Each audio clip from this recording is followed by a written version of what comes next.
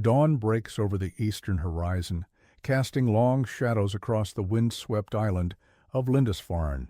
The year is 793. The monks rise for morning prayers, unaware that this day will forever change the course of European history. Through the rolling mist that blankets the North Sea, silent shapes emerge, dragon-headed ships cutting through water with unprecedented speed. The monks, gathering for morning devotion, pause at the strange sight on the horizon. Within moments, their world, a sanctuary of learning, faith, and peace, is shattered by the thunder of foreign footsteps and unfamiliar war cries. The Viking Age has begun. Before we begin this journey into the Viking Age, tell me in the comments, where are you watching from? It's always fascinating to see our community of history lovers spread across the world, and if you're new here, don't forget to subscribe and enable notifications. Every subscription helps us keep exploring the real stories behind the legends. Now, let's begin. To understand the profound shock of these first Viking raids, we must first understand the world they disrupted. 8th century England existed as a patchwork of Anglo-Saxon kingdoms, Northumbria in the north, Mercia in the Midlands, Wessex in the south, among others. These realms had emerged from the collapse of Roman Britain, gradually forming their own distinct identities, yet united by a common faith, Christianity. The Anglo-Saxon society that the Vikings would encounter was hierarchical and agricultural. At its base were the ceorls, free peasants who worked the land, followed by thegns, warriors who served local lords, and at the top ealdormen, who governed provinces under the king. Their settlements consisted of timber longhouses with thatched roofs, clustered around a central hall where the lord would feast with his retainers. Life followed the rhythms of the agricultural calendar, plowing in spring, harvesting in autumn, and surviving the harsh winters through careful planning and community bonds. Northumbria in particular had become a beacon of learning and spirituality. Its monasteries, like Lindisfarne and Jarrow, were centers of extraordinary intellectual achievement. Here, monks laboriously crafted illuminated manuscripts like the Lindisfarne Gospels, masterpieces of calligraphy and artwork. They preserved classical knowledge, recorded histories, and maintained correspondence with religious centers across Europe. Lindisfarne, situated on a tidal island connected to the mainland only at low tide, seemed the perfect sanctuary, isolated enough for contemplation, yet connected enough to maintain its role as a cultural lighthouse. Daily life in such monasteries followed the rhythm of prayer. The rule of St. Benedict divided the day into 8 prayer services, beginning with matins in the darkness before dawn and concluding with compline as night fell. Between these offices, monks worked at various tasks, copying manuscripts, teaching novices, tending gardens, or caring for the sick. Their diet was simple but sufficient: bread, vegetables, occasional fish, and small beer or mead. They slept in dormitories on straw pallets, their few personal possessions stored in small chests beneath their beds. This life of regularity and devotion seemed a permanent fixture of the European landscape until strangers from the north proved otherwise. The monastery's wealth was not measured merely in gold and silver, though precious objects adorned its altars. Its true treasure was knowledge, manuscripts, relics, and a tradition of scholarship established by saints like Cuthbert and Aidan. England had experienced raids and warfare before, but its sacred places had generally been respected, even revered. No one could have imagined that men would come from beyond the horizon, specifically targeting these holy centers. The buildings of Lindisfarne reflected its spiritual purpose and the skilled craftsmanship of Anglo-Saxon builders. The main church was constructed of sandstone quarried from the mainland, with a steep-pitched wooden roof and small, rounded windows that admitted limited light. Adjacent to it stood the scriptorium, where monks produced their manuscripts, the refectory, where they took their meals in silence, while one brother read scripture aloud, and the chapter house where community matters were discussed. Surrounding these structures were workshops, storehouses, and simple dwellings. A stone wall encircled the complex, designed more as a symbolic boundary than a serious defense. After all, who would attack a place dedicated to God? Far to the north, beyond the stormy waters, lay the homelands of the people who would soon be known and feared throughout Europe as the Vikings.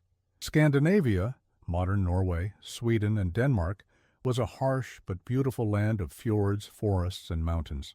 Here, society had developed along different lines than Christian Europe, with its own complex social structures, religious practices, and technological innovations. Norse society was organized around extended family units and local chieftains. Their religious world centered on gods like Odin, Thor, and Freya, deities of war, storms, fertility, and fate.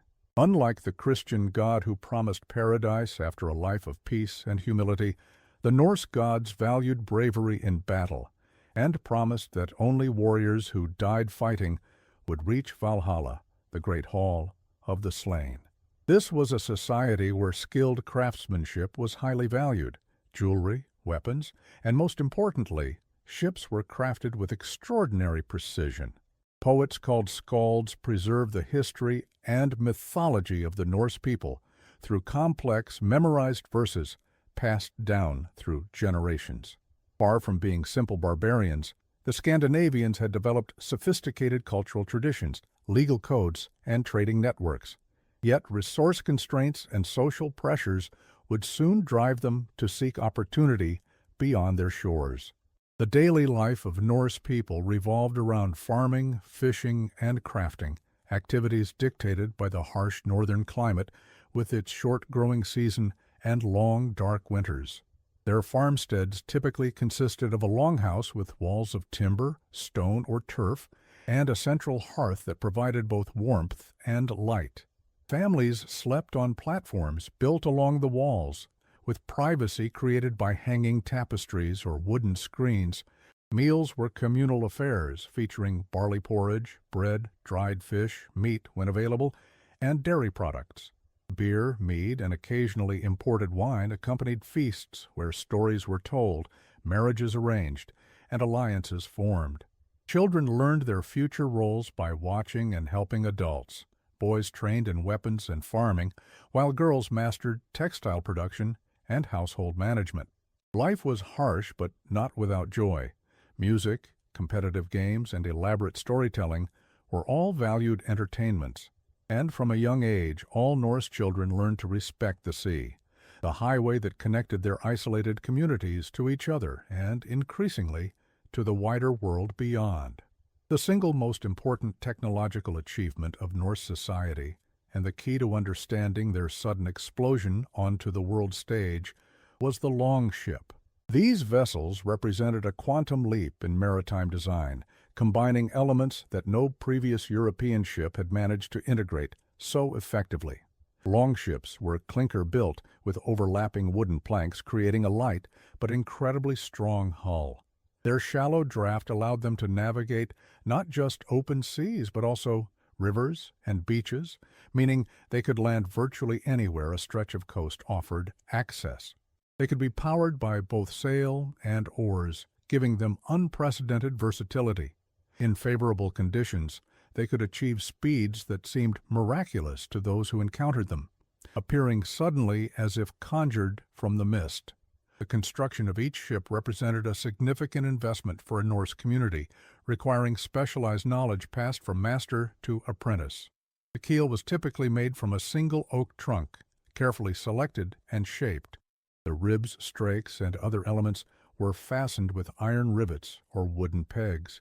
The resulting vessel was flexible enough to ride the savage North Sea waves, yet strong enough to carry warriors and cargo over vast distances. Archaeological finds like the Oseberg and Gokstad ships, preserved in burial mounds and excavated in the 19th and early 20th centuries, reveal the remarkable craftsmanship invested in these vessels.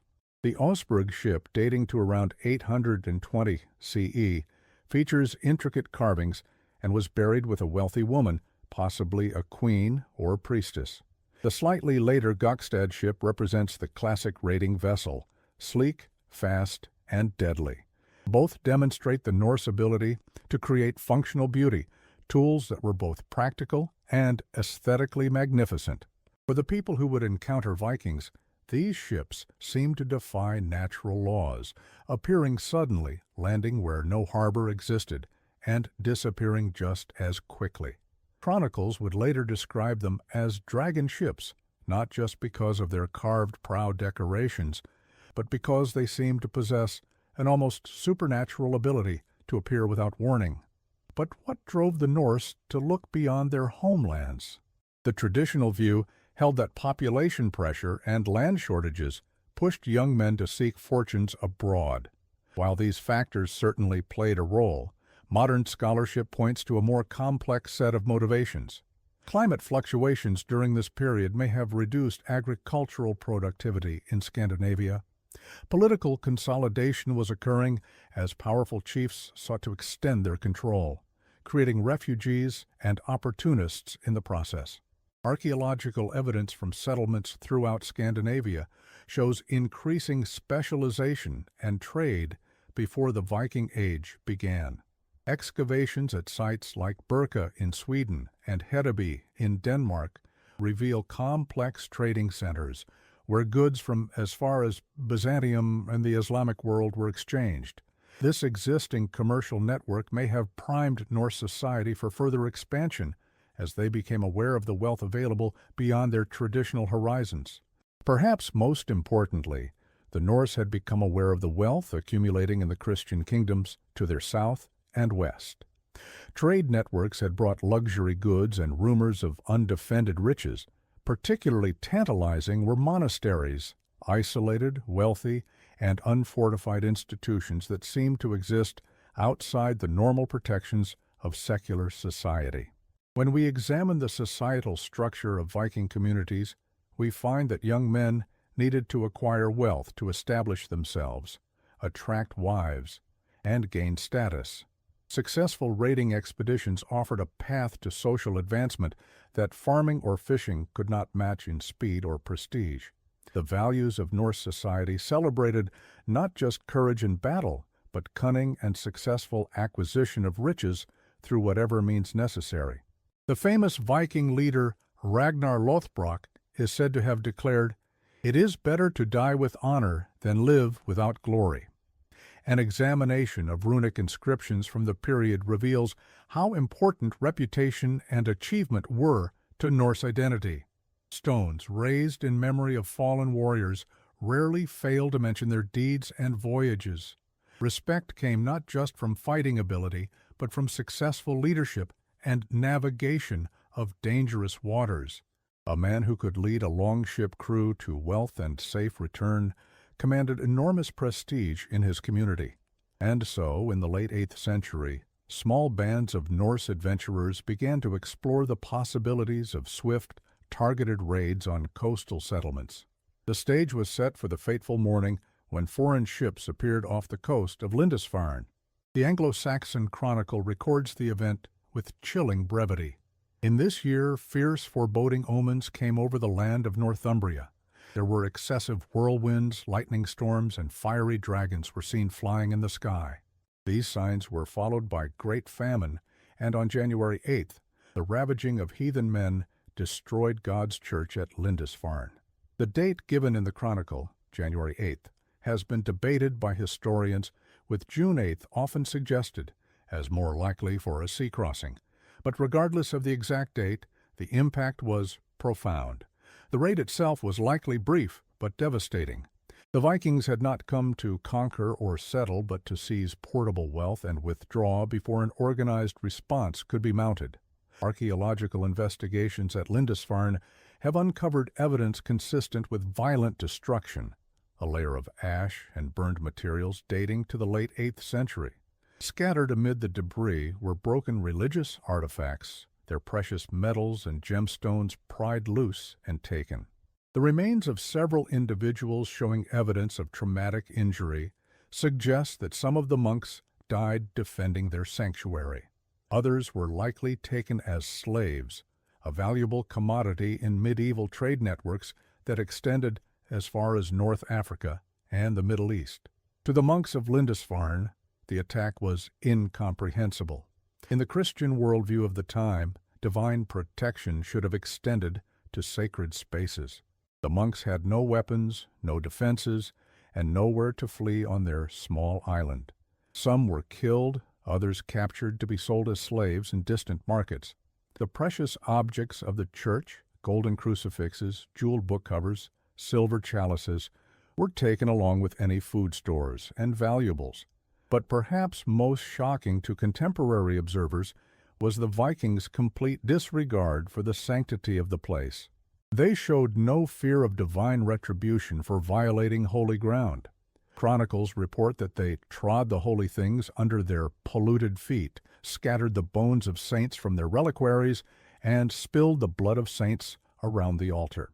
For the Christian Anglo-Saxons, this behavior was not just cruel but profoundly sacrilegious. It represented an assault not just on property, but on their entire cosmological understanding. The scholar Alcuin of York, upon hearing of the raid, wrote a famous letter to the Bishop of Lindisfarne. "Never before has such terror appeared in Britain as we have now suffered from a pagan race. Behold, the church of St. Cuthbert spattered with the blood of the priests of God, despoiled of all its ornaments." The emotional impact of the raid is palpable in Alcuin's writing. Born in Northumbria around 735, Alcuin had become a respected scholar in the court of Charlemagne. His horror at the desecration of Lindisfarne reflects not just personal grief for his homeland, but a profound theological crisis. He continues in his letter, "Who does not fear this? Who does not lament this, as if his country were captured?" To Alcuin and his contemporaries, the raid represented not just a military or economic catastrophe, but a spiritual one, as if the very order of the world had been violated. For the Vikings, however, the raid represented a stunning success. They had appeared suddenly, taken significant wealth, and disappeared before any defense could be organized. The psychological impact of their attack, the fear and horror it generated, would have been seen as an additional benefit, making future raids easier as reputation alone might paralyze resistance. The cultural collision revealed a fundamental misunderstanding between two worldviews. The Norse raiders had their own religious framework.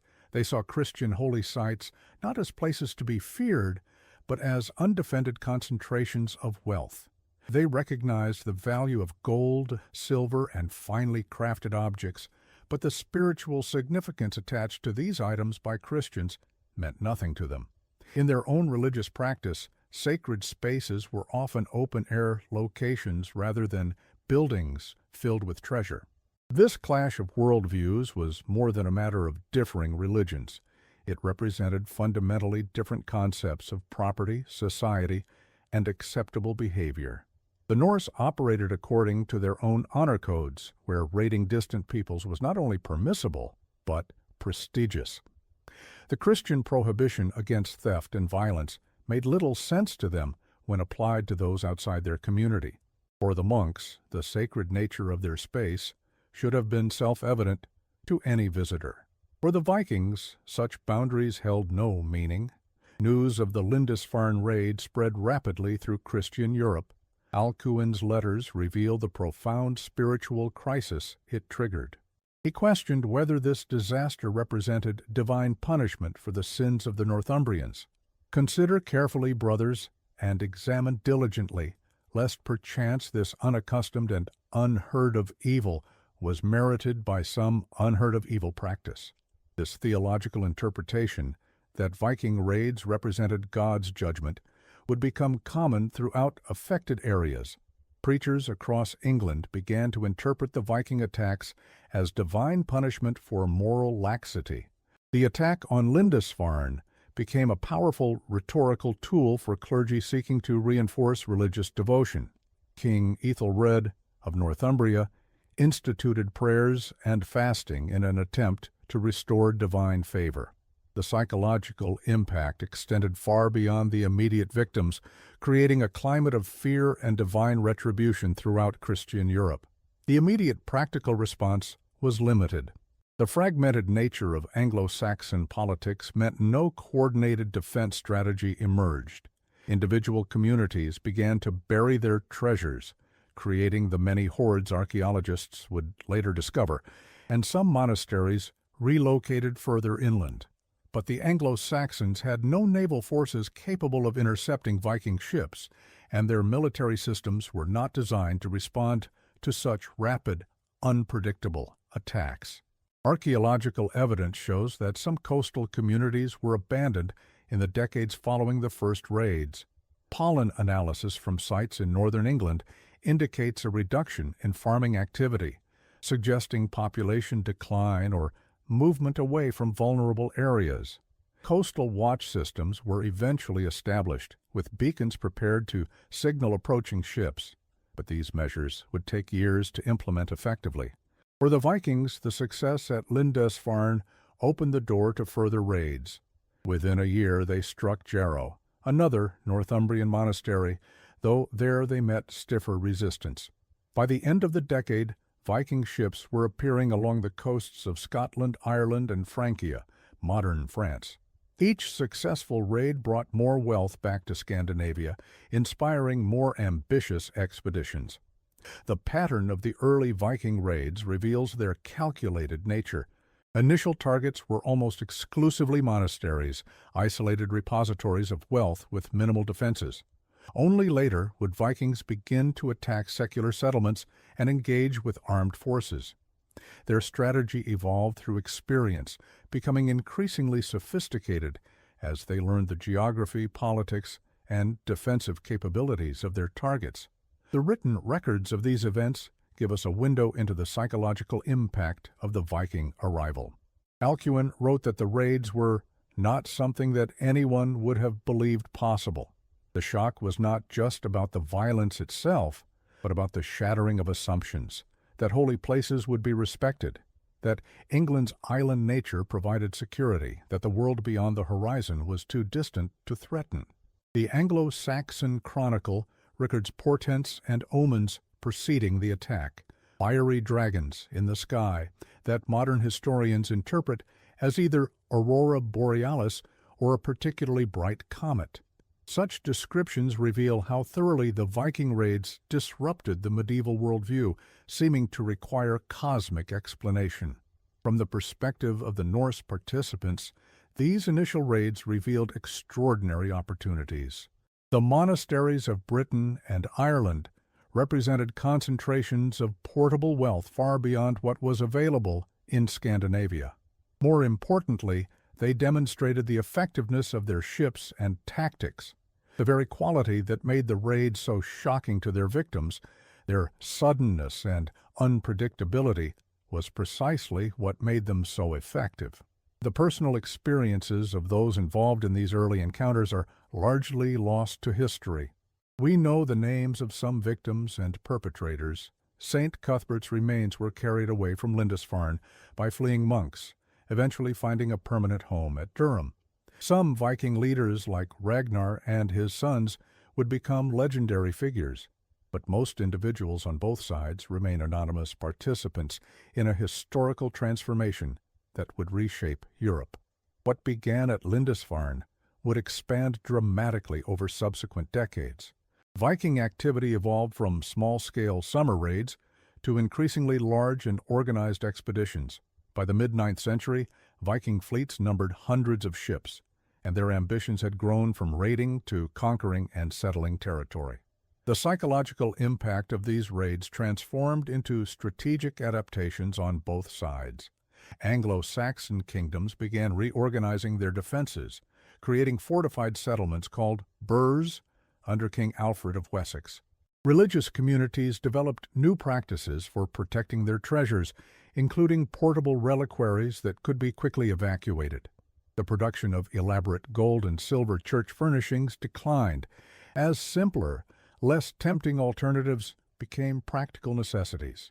The great heathen army that landed in East Anglia in 865 marked this transition.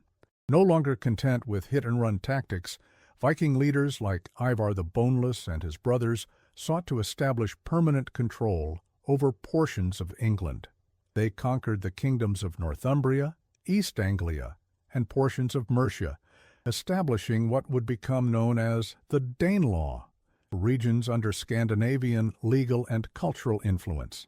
The archaeological footprint of these settlements is distinct. Excavations in cities like York, which Vikings called Jorvik, reveal a blend of Anglo-Saxon and Norse material culture. Distinctively Scandinavian items, oval brooches, Thor's hammer pendants, and certain pottery styles appear alongside local products. The street layout of many northern English towns still reflects their reorganization during Viking occupation, with names ending in hus, gate, from the Norse gata, meaning street, preserving this linguistic heritage. Similar patterns emerged elsewhere. In Ireland, Vikings established trading ports that would grow into major cities like Dublin, Waterford, and Limerick. In what is now France, they settled the region that would take their name, Normandy, land of the Northmen. Their voyages carried them to Iceland, Greenland, and eventually, briefly, to North America itself. The psychological shock that began at Lindisfarne gradually transformed into cultural exchange. As Viking settlers integrated into local communities, they adopted many aspects of the cultures they encountered while contributing their own traditions. The elaborate stone crosses of northern England, combining Christian iconography with Norse artistic styles, symbolize this blending of traditions. Place names throughout northern Europe, particularly in Britain and Ireland, still bear witness to Norse settlement, with suffixes like by, thwaite, and thorp, marking communities established or renamed during this period. The initial shock of their appearance gradually gave way to more complex relationships. Vikings integrated into local societies, converted to Christianity, and contributed new elements to the cultures they had once raided. The descendants of the men who had desecrated Lindisfarne would, within a few generations, be building churches of their own. The memory of these events was preserved not just in Christian sources, but in the Norse sagas themselves. These narratives, written down centuries later, celebrated the adventures of the first raiders and explorers. They portrayed men like Ragnar Lothbrok not as terrorists, but as heroes, cleverly exploiting opportunities and demonstrating courage in unfamiliar lands. The sagas, particularly those recording the early raids on England, paint a very different picture than the Christian chronicles. In the saga of Ragnar Lothbrok, the Viking leader is portrayed as a cultural hero, brave, cunning, and ambitious. His sons, including Ivar the Boneless, Hvitserk, and Bjorn Ironside, are depicted as avengers of their father's death and conquerors who earned their place in history. These stories served to justify and glorify the initial raids, transforming what Christian sources described as atrocities into legendary adventures. Archaeological evidence continues to enhance our understanding of this period. The discovery of Viking burial sites, settlements, and hoards provides physical confirmation of the written records and sometimes challenges traditional narratives. The magnificent ship burials at Oseberg and Gokstad in Norway reveal the craftsmanship that made Viking expansion possible and the wealth it generated. Excavations at sites like Jorvik, York, show how Viking settlers adapted to and influenced local cultures. Modern archaeological techniques have revealed aspects of the Viking Age invisible to earlier generations of scholars. Isotope analysis of skeletal remains can determine where individuals grew up, revealing migration patterns. DNA studies show the genetic impact of Norse settlement, particularly in the Northern Isles of Scotland, Ireland, and Iceland. Metal detector finds continuously expand our understanding of trade patterns and cultural exchange, with objects from the Islamic world, Byzantium, and throughout Europe appearing in Viking contexts. As Christianity eventually spread throughout Scandinavia, the religious gulf that had made the first encounters so shocking gradually closed. By the 11th century, the descendants of both raiders and raided shared a common faith, though regional differences remained. The last great Viking expedition, The invasion of England by Harold Hardrada in 1066 ended in defeat at Stamford Bridge, just weeks before the Norman conquest would itself transform England. The Christianization of Scandinavia was a gradual process, with kings like Harald Bluetooth of Denmark and Olaf Tryggvason of Norway embracing the new faith partly for political advantages it offered. Christian kings could participate in European diplomatic networks and access technologies and resources unavailable to pagan rulers. By the early 11th century, official conversion was largely complete, though folk practices incorporating elements of Norse religion would persist for centuries in remote areas. The world that emerged from the Viking Age was fundamentally changed. Political boundaries had been redrawn. New trading networks connected once isolated regions. Genetic studies reveal the biological legacy of Norse settlement throughout the British Isles and beyond. Languages incorporated Norse terms, particularly in northern England, where place names still betray their Scandinavian origins. The English language itself bears the imprint of this cultural collision. Everyday words like sky, egg, law, husband, and window entered English from Norse sources. Legal concepts, maritime terminology, and geographical features often bear Norse names. This linguistic influence reflects the deep integration of Viking settlers into the communities they once raided, transforming from feared outsiders to neighbors, trading partners, and eventually ancestors. The shock that began at Lindisfarne had catalyzed a centuries-long process of cultural exchange and evolution. From the perspective of the monks who witnessed dragon-headed ships emerging from the mist, it appeared to be the end of their world. In many ways it was. But it was also the beginning of a new chapter in European history, one in which the formerly isolated regions of Scandinavia would be fully integrated into the broader tapestry of medieval civilization. Today, as we stand on the windswept shores of Lindisfarne, looking out across the same waters that brought those first Viking ships, we can appreciate the complex legacy of these events. The Viking expansion was neither simply a catastrophe nor a triumph, but a profound historical transformation that reshaped the medieval world. The sudden appearance of Norse raiders on that fateful morning in 793 reminds us how quickly historical change can occur, how a technological innovation like the longship can rapidly alter the balance of power, how cultural misunderstandings can lead to conflict, and how human societies constantly adapt to new challenges and opportunities. The lessons of the Viking Age continue to resonate. They remind us that isolation is rarely permanent, that cultural exchange occurs even through conflict, and that today's terror can become tomorrow's heritage. The dragons that once emerged from the mist to threaten Lindisfarne now draw tourists to museums and heritage sites throughout Europe. The shock has been transformed into fascination, the fear into appreciation for a complex and dynamic period that continues to captivate our imagination more than 1,000 years later.